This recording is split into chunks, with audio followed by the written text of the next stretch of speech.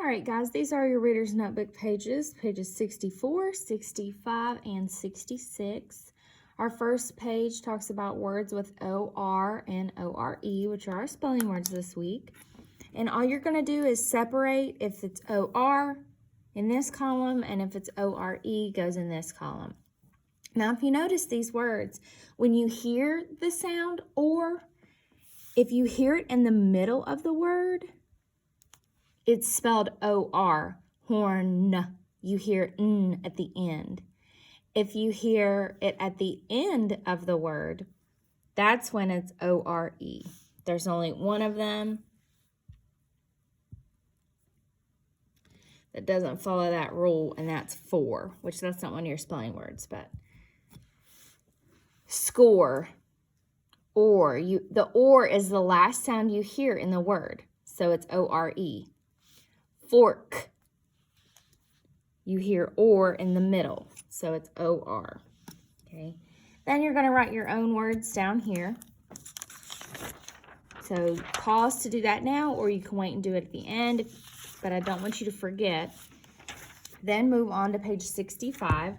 We're doing commas in a series again, but this time it's a series of verbs instead of nouns. So yesterday we worked with commas in a series of things, like my favorite animals are sharks, snakes, and bears. This time it's verbs. Remember, verbs are what you do, and nouns are people, places, things, or animals.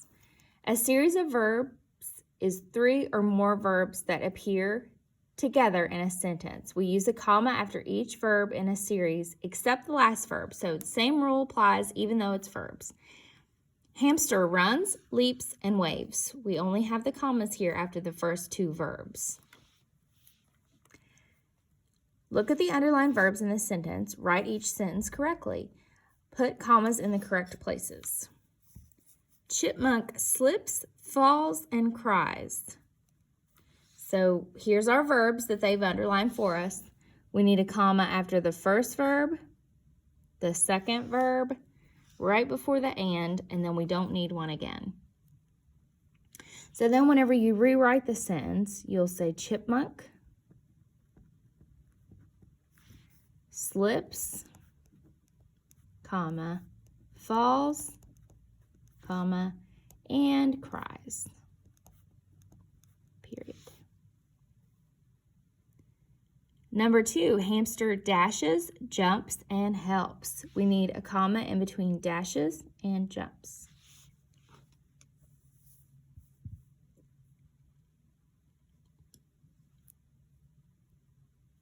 Okay. Number 3, chipmunk smiles, skips, and dances. Where do we need commas there? After smiles and after skips. Okay, do 4 and 5 on your own and then make sure you rewrite the sentences for them. So pause to do that now and then turn to page 66. Page 66 is really cool. We're writing our own story. So stories, everybody wants to read a story that's interesting. You don't want to read a boring story. So here's an uninteresting beginning of a story. Once there was a cat named Freddie. Okay, now listen to this one. Freddie was a fluffy black cat. He was so smart that he solved mysteries for his friends. See, this one is more exciting. It's more interesting because you want to know what kind of mysteries he solved. This is just talking about a cat. It's not telling you anything special he did. So you're going to write 2 different beginnings for a story about a deep sea diving dog. You're going to make each beginning interesting. Check the one you like better. So you're going to make both of these interesting. It's not going to be like the top, but they're both going to be about a deep sea diving dog. Okay. So I might write,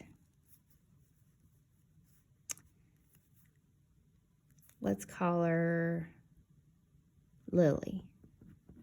Lily, the Dalmatian, I think that's how we spell Dalmatian, was not your average dog. Now remember, you're writing your own. I'm just giving you this for an example, okay?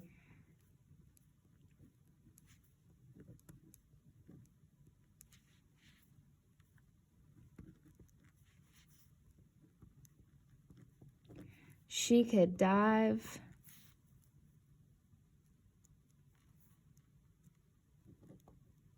deep into the blue ocean waters to rescue animals. Lily the Dalmatian was not your average dog. She could dive deep into the blue ocean waters to rescue animals. Okay? So that's one beginning of a story about a deep diving dog. And you'll come up with a second one. Okay? You can kind of use this one. You can change the name and change the dog and change what she does. Okay? That's just an example for you. All right, once you finish these, there is a quiz today. It's OR and ORE because we didn't have school one day last week, so then we had to push everything forward. Okay, so you will have a test today and tomorrow.